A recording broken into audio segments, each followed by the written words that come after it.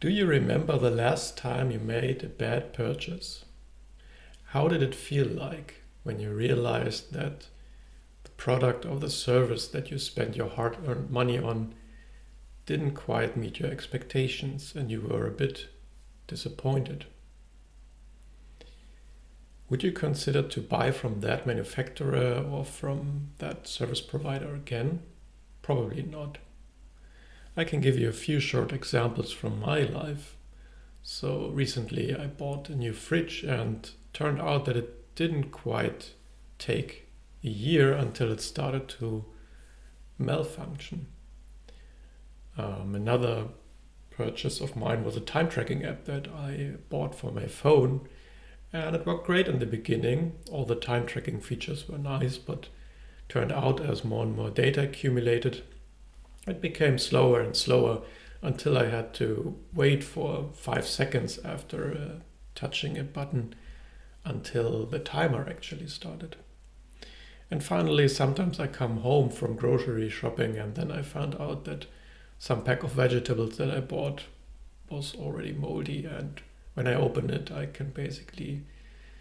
have to throw it in the trash can because it's not eatable in the first place. It's already not healthy anymore. Now, in all these cases, there were serious quality issues. And the notion of quality translates pretty well to IT and software development in particular. In my opinion, when you're a software engineer, you have three main responsibilities. Number one is that you make sure to understand the business needs and solve business problems with technology, unless you're building the software purely for yourself and for fun, which is mostly not the case when you work for money. Number two is making efficient use of the given resources by finding suitable trade-offs. So in the real world, there are constraints. You don't have an infinite time of development. You don't have infinite resources for funding development, so you need to find trade-offs to use the resources in an efficient way for the project.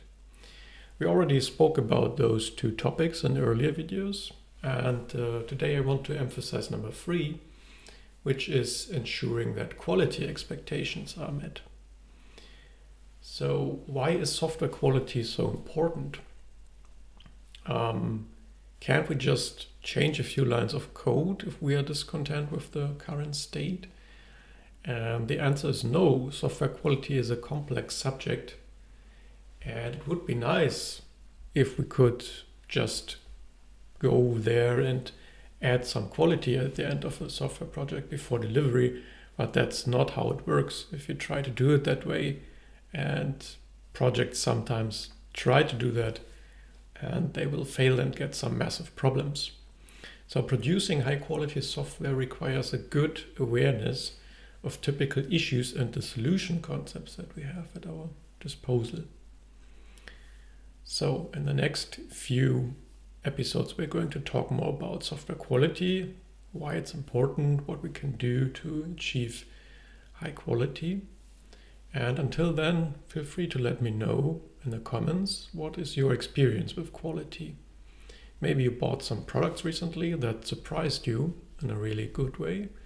Or maybe you had some of these experiences, like I said in the beginning, where you were a bit disappointed. Feel free to let me know.